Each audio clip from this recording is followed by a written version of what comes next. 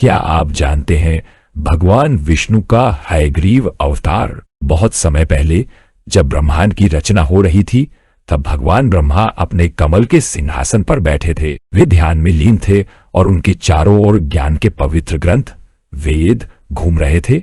वेदों की चमक से पूरा ब्रह्मांड जगमगा रहा था। तभी दो शक्तिशाली और शरारती असुर मधु और कैटभ वहां पहुंचे।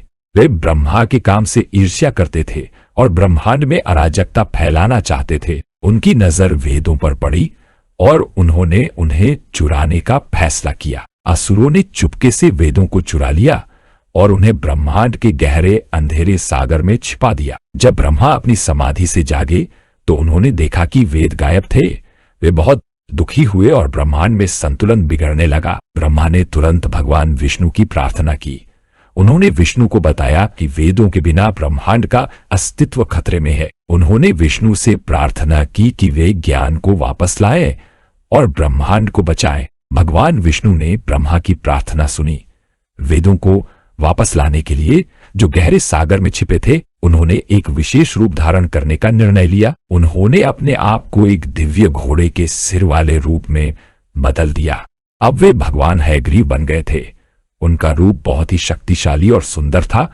उनकी आंखों में ज्ञान और दया थी। वे वेदों को खोजने के लिए ब्रह्मांड के गहरे सागर में गोता लगाने के लिए तैयार थे। हयग्रीव ने गहरे सागर में मधु और कैटभ को वेदों को छिपाते हुए पाया।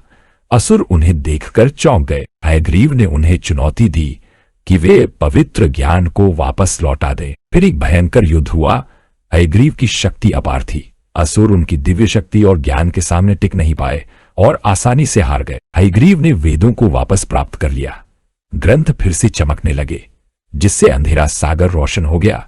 उन्होंने ज्ञान को वापस भगवान ब्रह्मा को सौंप दिया। ब्रह्मांड में फिर से शांति और व्यवस्था स्थापित हो गई। वेद सुरक्षित थे और ज्ञान की रक्षा हो गई थी। यह कहानी हमें सिखाती है कि ज्ञान की रक्षा करना सबसे बड़ी सेवा है।